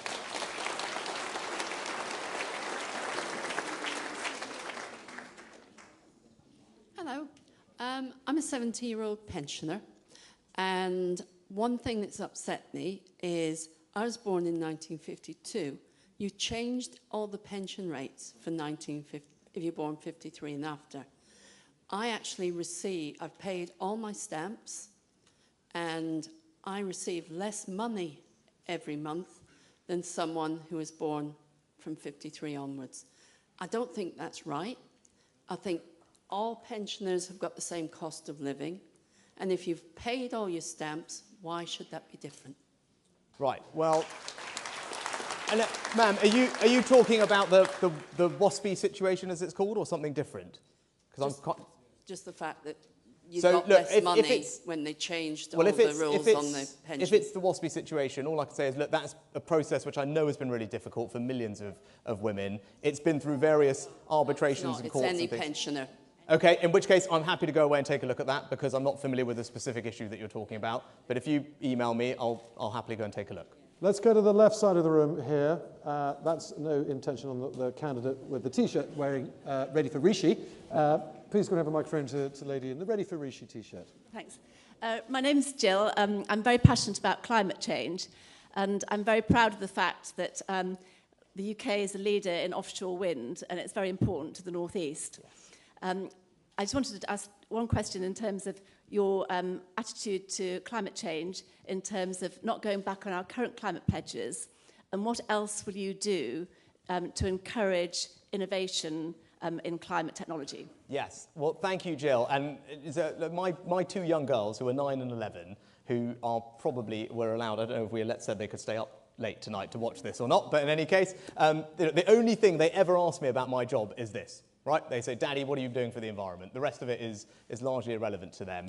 And you mentioned the great word. It's innovation, right? The way we're going to solve this problem is not by getting people to give up all the things that they love. is not by saying endlessly their bills have to go up. It's by making sure that we here in the UK create the new technologies of the future that are going to provide cheaper, renewable, reliable energy for us. And the great news is it's happening right here in the northeast. Right? It's happening in Teesside with hydrogen, with carbon capture and storage, and with offshore wind, with GE's investment right here, creating jobs, and the new key that's being developed that I helped approve so that we can start exporting things around the world as well. So that's how we're going to solve the problem. I am completely committed to all those things, but we're going to do it in a way that is pro-innovation, because that's how we're going to bring everyone along with us on this journey, by demonstrating that we can create jobs and prosperity in places like this and meet our climate objectives and keep my 2 daughters very happy at night. So thank you very much. Shall we go to the gentleman with his hand raised wearing a white shirt, grey-haired glasses? That's the gentleman, just needs a microphone. Also sitting on the left, but again, no reflection on his politics. Yeah, hi, Rishak. Yeah, my name is Kevin. I grew up in the centre of Stockton-on-Tees. I'm sat here alongside Tony Reid from the Conservatives. I've just got and I'm glad you're pragmatic, because I'm a very pragmatic guy, yeah? Can somebody please explain to me what levelling up means? No, and I don't want a political answer. I want a practical, man-to-man answer, yeah? Because I do not understand it, to be honest. Good thing you didn't say person to person. Yeah, that wouldn't have gone down well with this crowd. Right, so look, for me, it's very simple. The one-sentence answer for me when I'm asked is that I want everyone, no matter where they live in the UK, to feel that they have fantastic opportunities and that they have pride in the place they call home. So that's what it's about. It's about opportunity and pride in your home. What does it mean here? Well, we're delivering the opportunities with things like the Freeport, right, which is attracting jobs and investment. That's an example of levelling up. But we're also wanting to make sure people have pride in the places they call home. That's why we're investing in the high streets and town centres, in Eaglescliffe, in Yarm, in Stockton, in Thornaby, in Hartlepool, so that people, when they walk around, feel fantastic about the place that they live and feel that it is not neglected. So if we can do that everywhere, if we can make sure people feel that there's opportunity for them and pride in their home, we are going to have levelled up. That's what we're doing here, and that's what we need to do across the United Kingdom. All right, I'm going to break the golden rule here. No, gentlemen, hold on to that microphone. I want a question for you now. The same gentleman who asked that question. Are you happy with that answer, yes or no? Do you understand levelling up now? No, I don't understand it. I just want to, because he's a numbers guy, I play with numbers also. I grew up right in the centre of Stockton, yeah? Just on the news the other day, we have the highest knife crime in the country. Right. We have the highest deprivation in the country. You then come in, sir, no disrespect, and you spend 600 billion outside of Stockton, and yet our crime is just the town centres where I grew up. I mean, we didn't have a lot of money, like yourselves. We were quite poor. But what we had was clean. It's no longer clean. And no disrespect again, you're spending 600 billion. I'm an engineer, worked all over the world on all the big plants, know how they work. You're spending 600 billion for plants that will run at 99 to 100% efficient. Won't give work to the people that need it. Hang on, please. That need it in the centre of Stockton. Let Rishi reply. No, because when I talked about pride in the place you call home, of course it's about security and safety. Well, I talked about in my speech. I want our kids, I want my 2 girls to be able to walk around Stockton when they're a bit older and feel safe when they go to the cinema there. Right? So that is about pride in your home. Yes, it's about a town centre that looks and feels great, but it's about something that looks clean, something that's safe. That's why putting more police officers on the street. That's why we're tackling county lines in places like this, because we need to if we're going to stop drug crime and knife crime. It's why we need to be tougher on stopping and searching people. We need to not let political correctness get in the way of actually tackling some of these crimes. That's what I'm going to do. Okay. Rishi, we're going to go to the more expensive seats now in the dress circle. Why don't we take the lady who's been very patient with her hand up down here on the left. Lady wearing it looks like a red dress from here. Microphone coming to you. That's you. That's you. Exactly. Microphone coming to you in 3 seconds. Okay. One very quick question. Go on, far away. So, it is about crime, and it's about the fact that I feel very aggrieved that the word recreational drug exists. I would like that to be something high on the priority for the future, that it is not acceptable, and that families who are actually suffering as a result of a group of people who find that recreational drug taking is a pleasurable pastime at their expense, where young children are being stabbed and there's county lines problems. So that's one of the big issues that I have. Yeah. Thank you. Yeah, no, you're right to raise it. Look, I'm with you, right? I approach these questions first and foremost as a parent.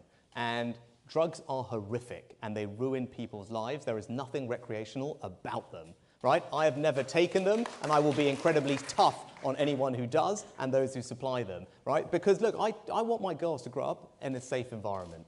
Right? I want to make sure that they are not at risk of those things. They're not at risk of people peddling things to them that are going to ruin their lives. And I talked about it before. There's another crime, actually, that while you mentioned it, I really want to tackle. And it's a crime that does not get talked about enough in our country, and that's because it's awkward. But as a father of 2 girls, it needs to. And that is the issue of grooming gangs. Because for too long, we have not addressed that. Now, these crimes are pernicious, they are horrific, and I want to make sure we have dedicated police units looking at them. I want to make sure we actually record the ethnicity of the people doing them that we don't do today, right? I want to have a new life sentence with no parole for the people that are involved, because as I said before, no Conservative government that I lead will let political correctness stand in the way of taking down these people, because what they do is horrific and we must stop it. Let's go to the gentleman with his hand up now, in the middle there, waving his arm now. Red T-shirt or not? No. Sorry, on the left-hand side in the white shirt. Put up your hand, that's him, that's the one. You. Yeah, good evening. My name's John T. I'm just wondering why the government or you haven't considered, if you want to make an immediate impact in people's pockets, reducing the double taxation on fuel that people pay at the pumps, especially in rural communities where people are so reliant on their cars, and obviously the cost of distribution would then be, would be reduced and help to bring inflation down on pricing.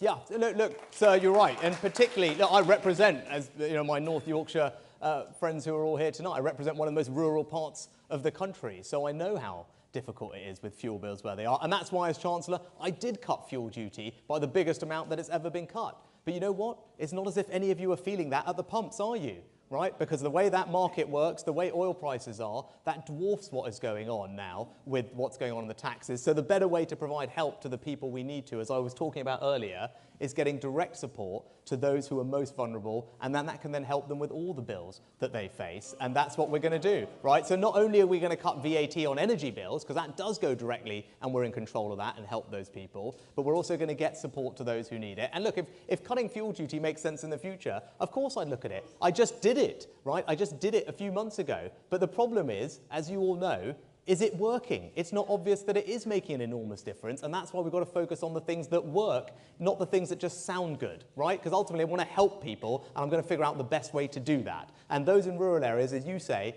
always need to make sure that we look after them because their heating situation is completely different.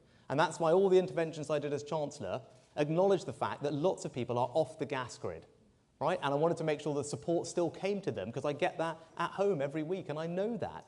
And when it comes to increasing the energy efficiency of people's homes, I want to focus on those in rural areas because their homes are the ones that are least well insulated. And the government can help do that. And that's going to save people £300, £400, £500 a year. If we step in and do that, that's a type of policy that won't just help this winter, it will help every winter for years to come. And that's what I'm going to try and do as Prime Minister.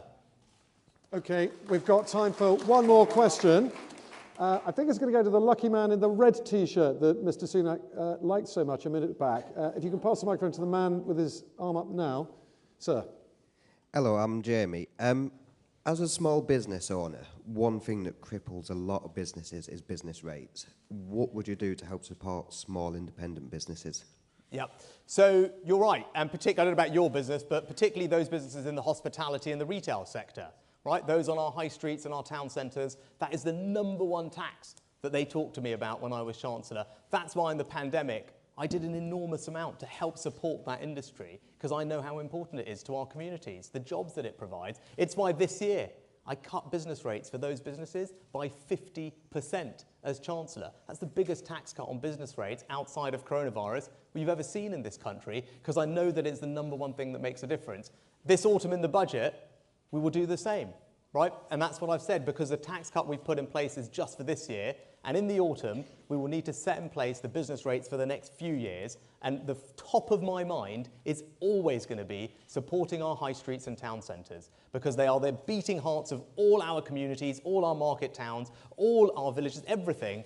They need our support. It's a Conservative thing to do to make sure our communities are strong. The best way to help them is through business rates. That's what I did as Chancellor, and that's what I'll do as Prime Minister. And that is it. Rishi Sunak, thank you very much. Thanks very much. Thank you for Tom. talking to me. Thank you for talking to them. Thanks Rishi very much. Sunak.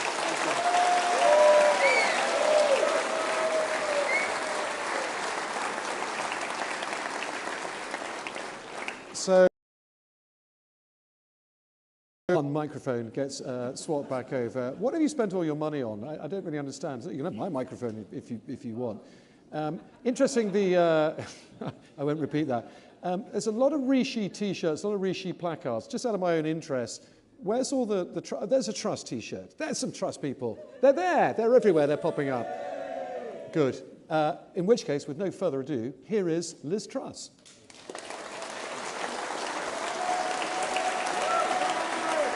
Hello, Liz. Good. Thank you very much. Good to Thank see you. you. Thank you. Take a seat. Liz, welcome to the stage. Let's get straight to the big story of the day. I think it's a big story of the entire contest, the cost of living and those energy bills. Now, Rishi Sunak has just told me he's prepared to match the sort of generosity he showed in May with direct support, government money straight to people's bank accounts to help them pay bills to the tune of billions come the autumn. Will you do the same thing? Well, what I want to do is make sure, first of all, we're reducing taxes, because that is needed to drive economic growth. Currently, the country is predicted to go into a recession. That will be a huge problem. We know what recessions are like. People lose their jobs, there are fewer opportunities, wages are lower, and we need to avoid that. And at the moment, we have the highest taxes in 70 years.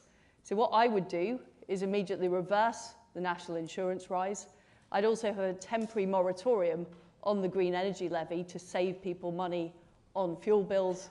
I'd do that from day one. But also what I would do is keep corporation tax low, because we cannot tax our way to growth. And I believe in conservative economics. I believe in a growing economy, and a growing economy actually brings in more tax revenue in the future. So that's a really fundamental principle for me. Now, we are facing great difficulties with energy. And I understand people are struggling with their bills on fuel and food. But the first thing we should do as Conservatives is help people have more of their own money. What I don't support is taking money off people in tax and then giving it back to them in handouts. That to me is Gordon Brown economics. And, you know, frankly, we had years of that under Labour, and what we got was a slow growth economy. And we didn't get the opportunities, we didn't get the enterprises, we didn't get the new jobs in places like Darlington, which is one of the reasons people voted Conservative. They voted Conservative because they want to see enterprise, they want to see new opportunities. And that is why it's so important that we don't raise taxes, that we keep taxes low, and also we abolish these EU rules that are holding back investment into our country. We'll get on to that. Let me just clarify something. Gordon Brown economics. You're accusing Rishi Sunak of having Gordon Brown economics. What I'm saying Well, is that... yes or no?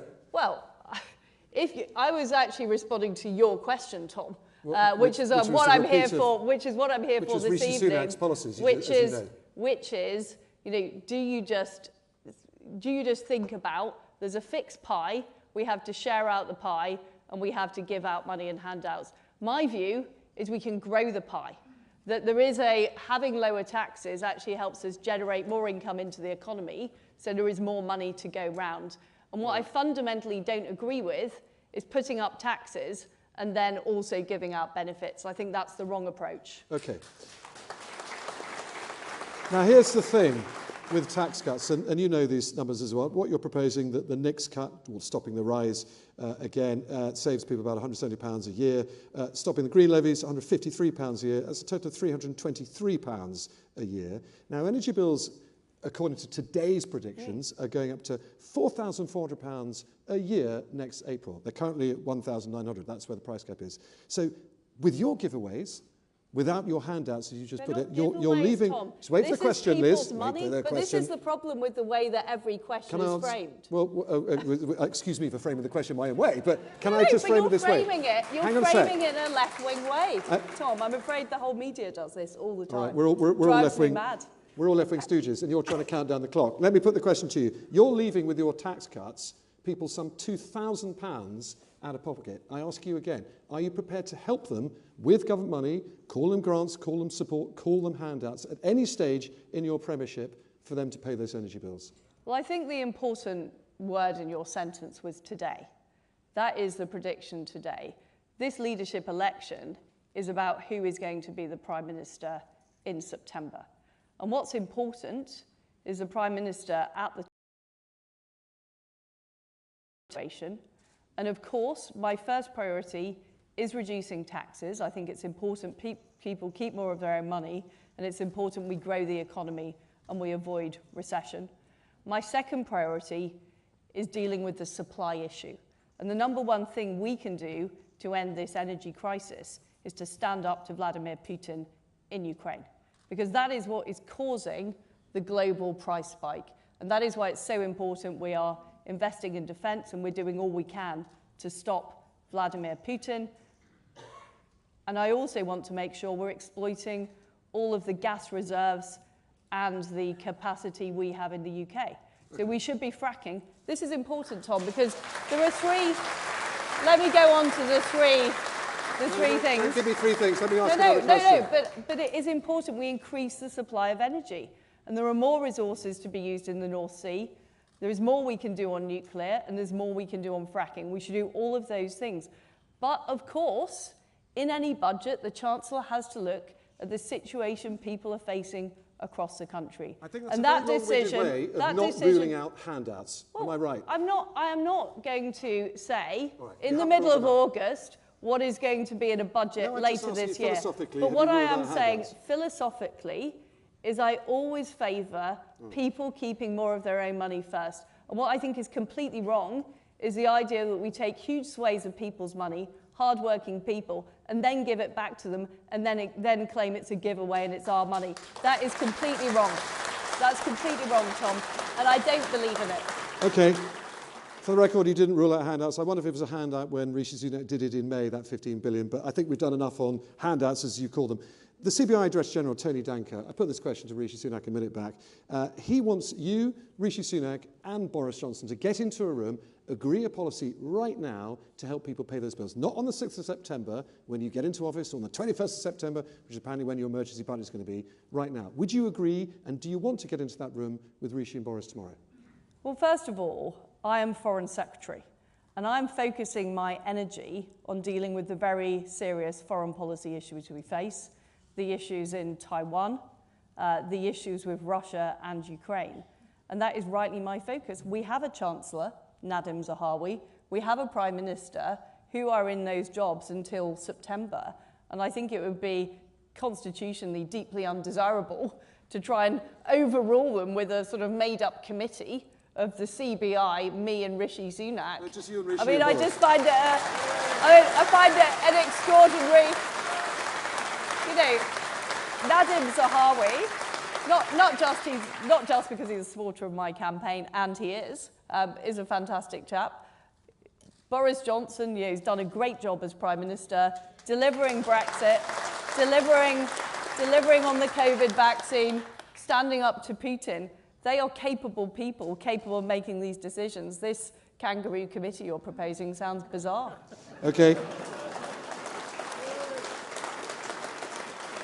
It was Tony Danker and Gordon Brown proposing it, not me. For the record, Liz. Gordon Brown, QED. I know, God, I'm sorry. You're going to go on to Gordon Brown again. Let me ask you about something quite serious. Again, something I put to Mr. Sunak. I'm really interested in your views on. State spending is not immune to inflation. Inflation could pass 13% quite soon. That means government budgets are going to need a lot more money spent on them. Are you prepared to keep the NHS budget where it is now in real terms? In other words, spend quite a bit more money, keeping spending in real terms where it is now? Well, just to be clear, I am committed to the additional spending on the NHS, the 13 billion. I want more of it to go into social care. I want more of it to go directly to councils, Well, it is answering a question, because that is the NHS budget. And I do think the NHS budget will have to continue to go up in real terms, but I'm not going to prejudge the spending review, which I want to be committed alongside the budget. All right, let me ask you something that's been rumoured. Is it true your team are in open access talks already with the Cabinet Office about what your premiership looks like? No, that's not true. Okay, thank you for clearing that one up. I want to ask you about your character and judgment a little bit, because what you say to people who look at your record and they say to you, she was a Remainer, and then she ripped that up. First, she advocated Brits to go to Ukraine and fight, then she cancelled that. Then she advocated regional pay, and that got canned in about 16 hours. And then you're saying you're not going to do handouts, and you actually deny to me that you are going to do handouts. They say to you, your judgment is all over the place, and it stinks. Well, on the subject of Brexit, I did support Remain. I was, pretty much on the fence beforehand, but I decided to back Remain. I was loyal to David Cameron. But the minute that vote came through, I put my shoulder to the wheel, and I think I've done more than most people in the government to deliver on the benefits of Brexit. Whether it's the dozens of trade deals, whether it's the Northern Ireland Protocol, whether it's the toughest sanctions regime. And look, Nick, in politics, you have to be prepared to deal with the situation you face. And somebody who refuses to change their mind in the face of all the evidence, and I'd point to the national insurance rise as a case in point, even though people are struggling, that is a problem. And I'm somebody who is decisive. I have very clear principles. I've outlined them. I want people to keep more of their own money. I want us to be a low-tax, high-growth country. But of course, I'm prepared to consider the evidence and make decisions. And when there is a problem, I'm somebody who acts quickly and decisively to deal with the problem, and I'm honest about it. What you see with me is what you get. Right. I'm not the slickest, Tom. I'm not claiming to be the slickest, but I am somebody, and people who work with me in government, and I'm backed by a lot of my colleagues in the cabinet, and I'm backed by a lot of colleagues who've worked with me, because they know I work hard, I deliver, I'm determined, and I don't take no for an answer. All right. I'd like to get to some quickfire now, Liz, and I struggle with Rishi because quickfire tend to be long fire, but let's see if we can do this quickly, because if you don't, you're just depriving the wonderful audience of their turn to ask questions. Should the parliamentary inquiry into whether Boris Johnson misled Parliament continue?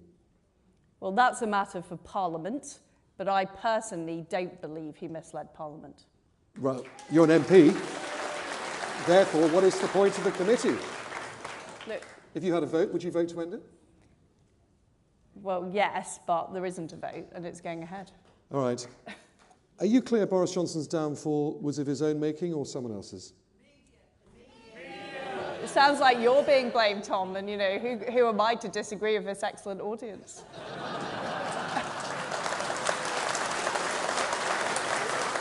I think you're always going to get a clap for that. Just to be clear, Boris Johnson's downfall was the media's fault. That's your real view, is it?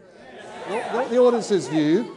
Not the audience's view, that's your view. As I said, I was one of Boris's first backers. I was his first cabinet backer. I was a loyal cabinet minister. I continue to serve as Foreign Secretary because I believe it's a very important job and I would be wrong to leave my post. But what is done? I mean, what is done, and we are where we are. All right, you avoided getting into the nitty-gritty of that one. Next quickfire. Would you follow through on Nadine Dorris's peerage if that's what the outgoing Prime Minister allowed? I'm not answering questions about hypotheticals, Tom. Okay, I'll put you on the fence on that one then still. Here's an easier one. Will you reinstate Northern Powerhouse Rail, which the government has? Will. Yes, and it will go to Bradford as well, I can tell you. Okay, it's another big spending commitment. You put that one on the Never Never as well? Tom, what I am about is making sure the economy grows by unleashing enterprise and opportunity, keeping taxes low, getting rid of those EU laws that are holding our country back. And that's what I will do. Okay. I believe in Britain, unlike some of the media who choose to talk our country down. For the record, that's the third time you've attacked the media, a lot of which supports your campaign. But anyway, we can talk about that one later, maybe. Here's an easy one for you. Here's an easy one. I'm sorry, it's not going very well. Are you looking forward to a second Donald Trump presidency? I think it's pretty unwise to comment on elections in other countries, particularly when you're Foreign Secretary. Would you like to see him run? As I say, it's very unwise to comment on elections in other countries. All right. I'm not going to be drawn on that one. The one thing you've if done. you ask me an easier yes or no question, I'll answer it. Oh, this is a really easy one. What's the one thing you've done in government that you most regret?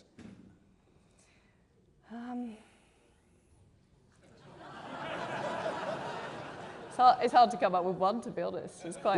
Well, we've got time, haven't we? Well, I do hugely regret that the government went ahead with the national insurance rise against what was in our manifesto, and I spoke out against it at the time. If you lose this campaign and Rishi Sunak asks you to serve in a Sunak cabinet, will you? Look, what I care about is our country, and I'm prepared to do whatever job to serve our country is required of me. What I don't understand is, because Rishi Sunak said he'd serve in your cabinet as well, you have diametrically opposed views on the economy, how to get us out of the trouble we're in, and how to help people pay bills. How on earth can you two go on the radio, or the television, or indeed Talk TV, and defend each other's economic policies? Well, I might have differences with Rishi Sunak, but I prefer him to Sir Keir Starmer, who would be absolutely terrible for our country. All right, final question. I'll ask this of Rishi Sunak too. Your predecessor's personal failings is one of the reasons why we're all here. Is there anything you've done in your past life that could one day come back to embarrass the government that you lead, or is every Prime Minister entitled to a private life? Well, I have no skeletons in my closet, Tom. I think everything there is to be known about me is known about me, and we've mentioned a lot of it already in this interview. We could go on for longer, but that's a no.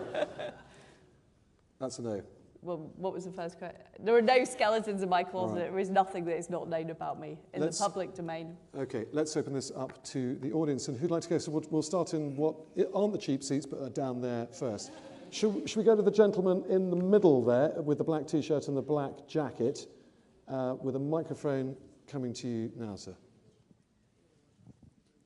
Hello, Liz. Hello. My name is Tarrant, and I was wondering if you were capable of being able to muster a compliment about your opponent Rishi Sunak's campaign. Well, he's got a very nice T-shirt, which I see you're wearing.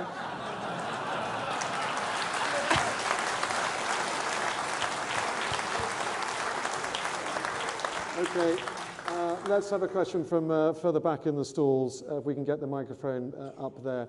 How about the gentleman who appears to have, well, you've all got blue wristbands on, that's going to help. White shirt, very high hand, dark hair, lifting from your seat now, that gentleman there. If you can pass the microphone to that gentleman, thank you. Thank you very much. My name's Richard. Liz, like yourself, a born-and-bred Yorkshire person, man, woman, and... I think you're a man. Very much like yourself, conservative, from a conservative pedigree that I am, a proud conservative voter, came from a working class background, went to a comprehensive school, saw an opportunity to join the British Army, served my country loyally for 26 years, retired. Thank you.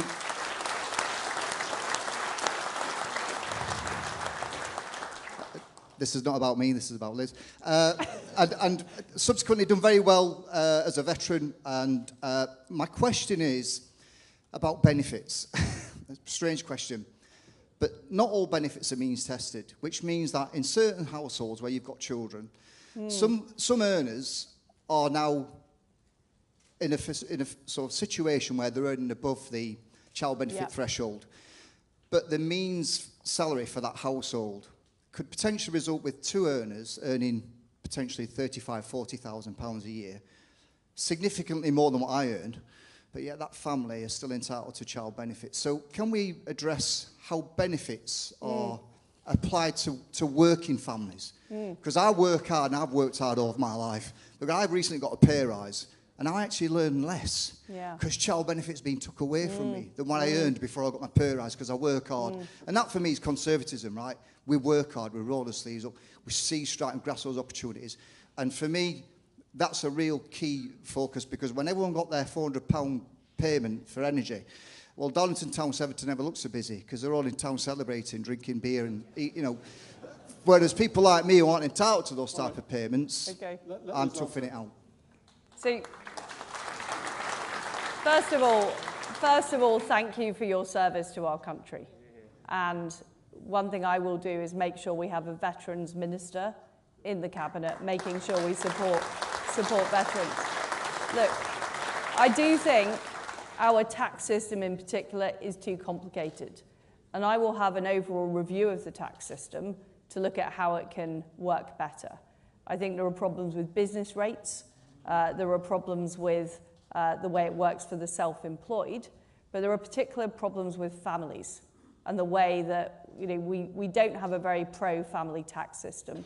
I want to make it easier for families where people take time out of work, either to look after children or to look after elderly relatives. And you're absolutely right about the way that the child benefit suddenly cuts off. So I will look at that in the round to make the system more pro-family, but also simpler for people too. Okay, let's talk to the lady with the silver hair rather than the grey hair with her arm raised and what looks like a green... It's blonde, I'm told. Do you know, you just can't trust the media, can you? This is the theme tonight. My apologies. Lady with Silver blonde hair. surfer. I am an NHS nurse. I've worked in the NHS for 30 years. I retired in 2021, came back to work as a COVID vaccinator out of retirement. I'm also a WASPy woman, so I'm still not getting the state benefit. But my question about the NHS is, if you could give me a flavour of how you see it needs reforming, and I don't mean just charging £10 for missed appointments. I mean, how will you change the groupthink of NHS management? Well, thanks very much. And look, my mum was a nurse working in the National Health Service, in fact, in Leeds at St James's Hospital. So I heard a lot of stories about how things were or weren't working when I was at home. And what I would say is we need to make sure that we are retaining the really important staff on the front line, our nurses and doctors. And I hear too many stories about how there are lots of layers of management in the organisation. There are a lot of central diktats that people aren't able to make decisions about what's best for patients. And I think we need more local decision making. I think we need to, people like you who did a fantastic job coming back into the National Health Service during COVID. I wonder what more we could encourage people to come back to help now that we face issues with waiting lists, issues with people not being able to get GP appointments. But fundamentally for me, the issue does seem to be about excessive bureaucracy, excessive central direction, and too many layers of management rather than allowing people on the front line to make the decisions. But I think it's a really important point about the job of Prime Minister is the Prime Minister cannot run every single department in the cabinet. And what I am somebody who does is I trust other people to run things. And I would make sure, if selected as Prime Minister, I appoint a really good health secretary who can get on with the job, who can be trusted to deliver, and will deliver those changes we need to see on the front line. Because, as you say, there are real issues, and I also want to look at the issue of GPs' pensions, because we know many GPs are leaving the profession because of the perverse issues around their pensions. So you're going to give that job to Rishi Sunak, it's been rumoured. Look, I haven't, I'm not getting ahead of myself. I'm not thinking about that at the moment, but I can assure you that it's an absolute priority. And going around the country and hearing from people, there are real issues there on the front line. Can we get the microphone to the gentleman in the blue jacket in the middle, please, who's been extremely patient and has hand up for a long time. Hi there. My question to you, Liz, is 0.7% of GDP going to foreign aid. What will you do to get it back up to that? Because That was achieved under your tenure as International Development Secretary. And, you know, we're talking now about heating homes, fuel costs and what have you. Go to Africa, they've got no homes to heat. Well, I mean, they don't need heating, but you get the gist. They've got no cars to they've got no cars to fill with fuel. In fact, they barely have dirt roads. And the only water source they've got is cholera-infested ponds 15 miles away from their home. So what will you do to get us back up to that target? Because it's very important to people living in poverty across the world.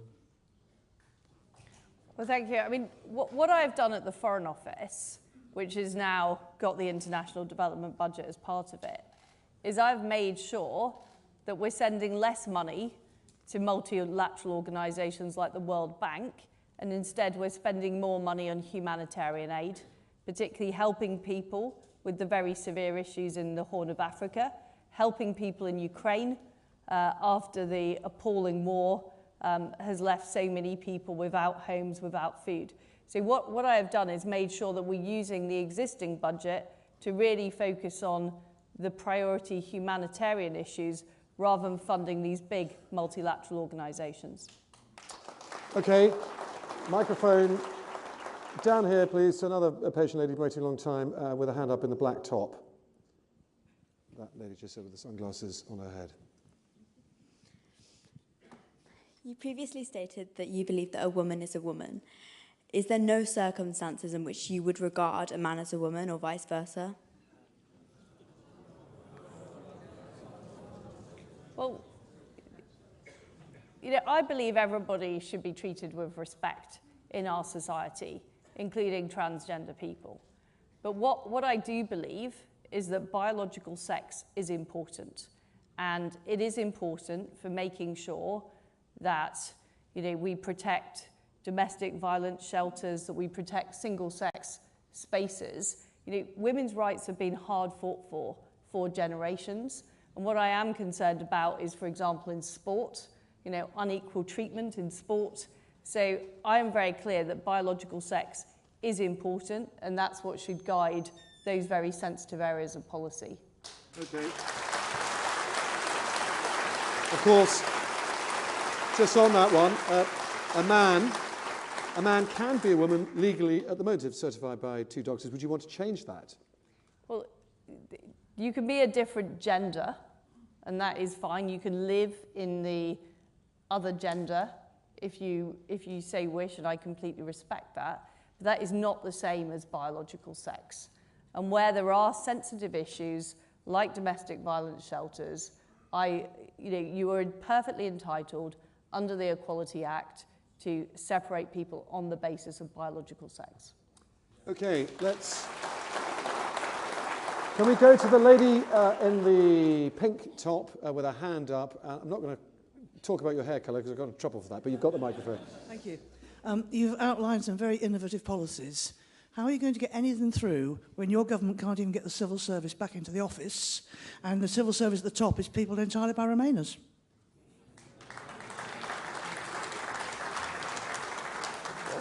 Well, what I can say is it takes leadership.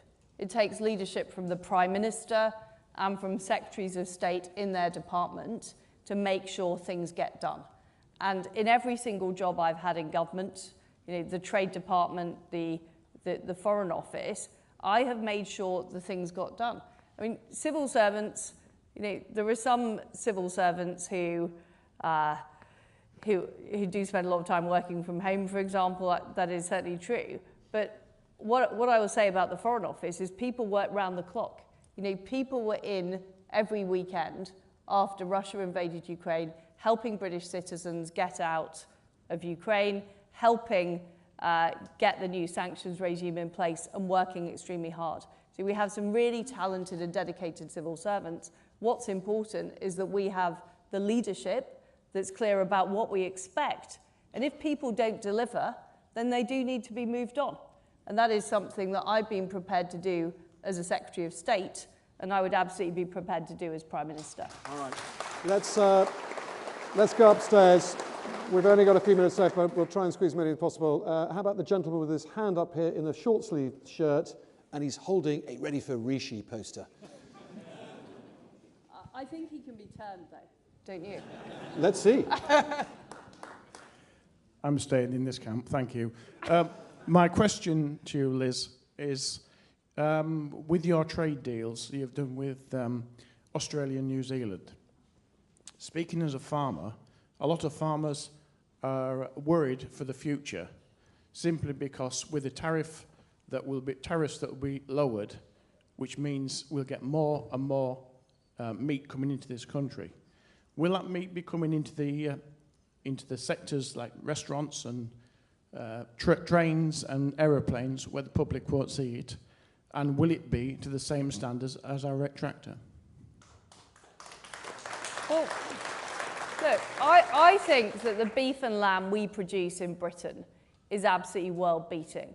And I'm proud of the fact that it used to be banned in the United States market, but I got access for our beef and lamb into the United States. It's now being enjoyed there, and we're now selling more and more of it around the world.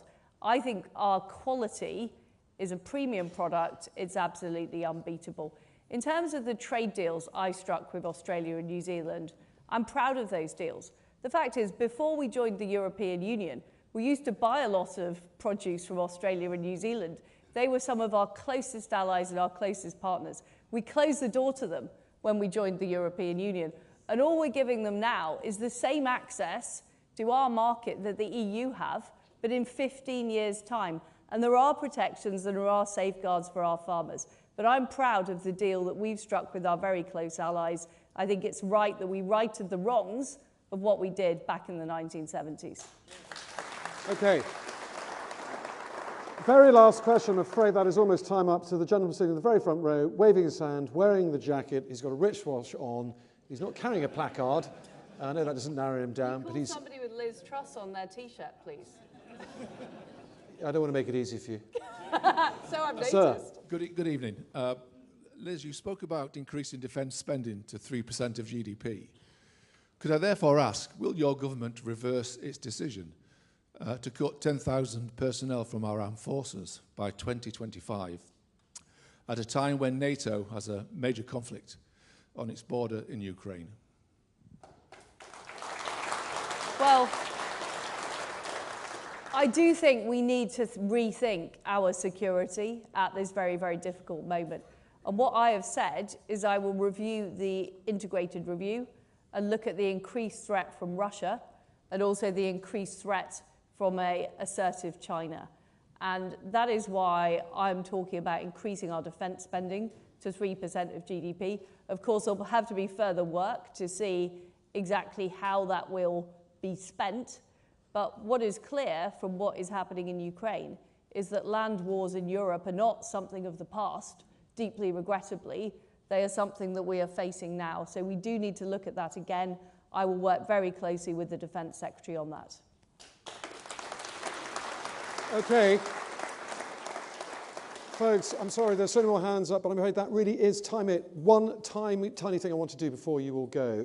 And you'll remember I asked you to raise your hand when you came in here if you were undecided. Please now raise your hand if you are still undecided between Liz and Rishi. Well, that's fascinating. So that looks like, I'd say, 10 to 15% are now undecided, down from 40% when you vote. So someone has changed your minds. Don't tell me who, because I'll get into trouble. Just cast your votes. Folks, that is it. Thank you so much for listening. Thank you for listening to me. Thank you, Liz Truss. Thank you. Thanks very much. I'm sorry I was mean about the media, Tom. It's cheap.